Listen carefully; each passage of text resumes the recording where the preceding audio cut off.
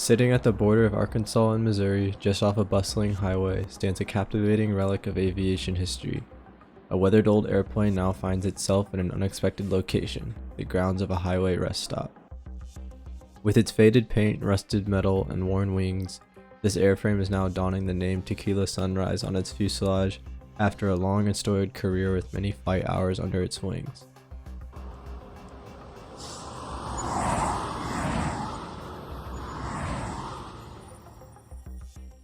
The plane in question is a Percival P-66 Pembroke C-51. The Percival Pembroke was a British twin-engine light transport aircraft that gained prominence during the mid-20th century. Designed and manufactured by Percival Aircraft, it served primarily as a military aircraft but also found its place in civil aviation. Percival was also made most famous by making the initial design for the BAC-111 and produced the Jet Provost, a military trainer jet for the Royal Air Force. The Pembroke design was based off of the Percival Prince aircraft and was to be used as the military version. The differences between the Pembroke and the civil version, the Prince, was that the Pembroke had a longer wingspan. The longer wingspan was implemented so that the Pembroke could fly with more weight. In addition to a different aft cabin window arrangement, the Pembroke had a more robust landing gear assembly than the Prince. The Pembroke had smaller double wheels while the Prince had larger singular wheels. Lastly, other than internal changes, the Pembroke had a more pointy nose than that of the Prince. The Pembroke production went on to finish in 1958 with its first flight in 1952 after 128 had been built, with most of them going to the Royal Air Force. All of the Percival Pembroke went on to serve in 10 different nations' militaries. 8 variants in total were built off the Pembroke airframe. A communications transport and reconnaissance variant went to the Royal Air Force, while the 5 other variants were built in particular for Belgium, Sweden, Finland, West Germany, and Sudan. The last variant was the civil transport version, built off of the military airframe. The Pembroke that resides at the rest stop today started its life out in the Belgian Air Force. 12 Pembrokes were ordered from Belgium to replace their aging Aero Ansons. The Belgian Air Force used the Pembroke for short-range transport. Its only other role that it served with the Belgian Air Force was as an aerial photographer to make extremely detailed maps of the country. Before the plane was unofficially renamed Tequila Sunrise, its designation within the Belgian Air Force was RM2. This airframe in particular served with the Air Force for 21 years from 1954 to 1975 for transport purposes. After its role in the Air Force, this plane's story starts to get interesting. After the Soaring engine Merlin III took its spot in the military, RM2 was sold to Air America along with 11 others of the exact same type. This Air America is not to be mistaken for the Air America airline that was operated by the CIA in Vietnam. This airline had a very different purpose. Owned by drug dealers, this airline flew from various locations along the East Coast, including New York, New Jersey, Pennsylvania, Georgia, and Florida. Led by Rick Leitchess, the airline flew for roughly 4 years until 1984 when the cocaine ring was busted. All aircraft that flew for Air America had to fly long distances while weighing nearly 1,000 pounds over its limit. The many expeditions to Colombia were considered dangerous, especially since the maintenance on these aircraft are often pretty neglected and lackluster.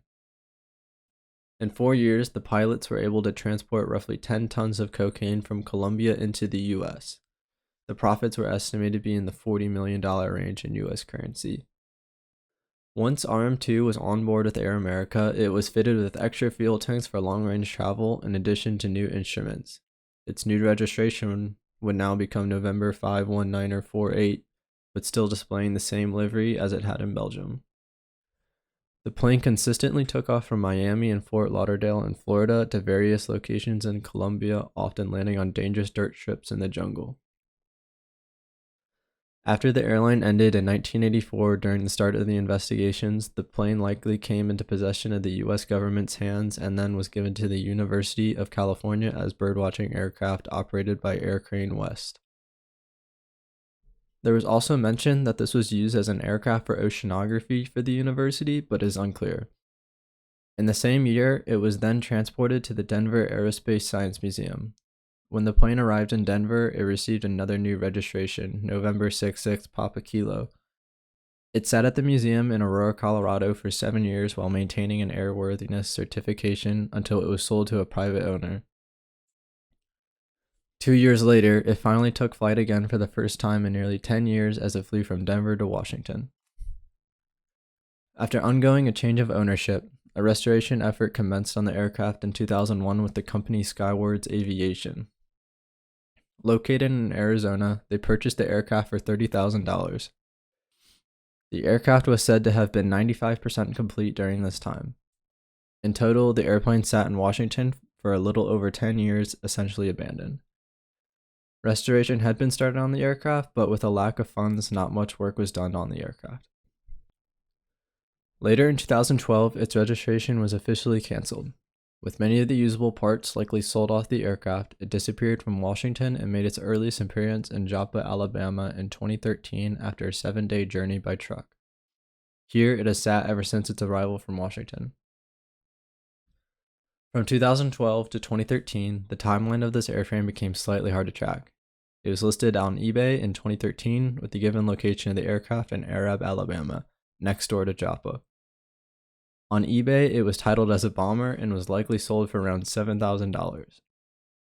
As seen in the picture, both engines are still there, and it had been painted to a brown or green color. Some point between here and Missouri, the engines were taken off and likely sold. From here, it was then transported by truck to Missouri. Although the aircraft was likely saved from scrapping initially, no effort to restore the aircraft from here on out will ever happen. Today, the aircraft sits at the border of Missouri and Arkansas at Taylors Stateline Travel Center with its engines removed and paint stripped off. It boasts a weathered, battered look as it has sat outside for nearly 30 years in total after its last flight. The only markings of any kind now on the aircraft is some red paint and now painted on words reading Tequila Sunrise. Many who gaze upon it while feeling up to hit the road know nothing about its storied history, and they are left with the question of how it ended up there. From military service in Belgium to drug running in the Colombian jungle, Tequila Sunrise has served a very fascinating history many will never know, as it slowly wastes away in the weather of the Midwest. If you enjoyed this video, consider subscribing to the channel for more like this in the future.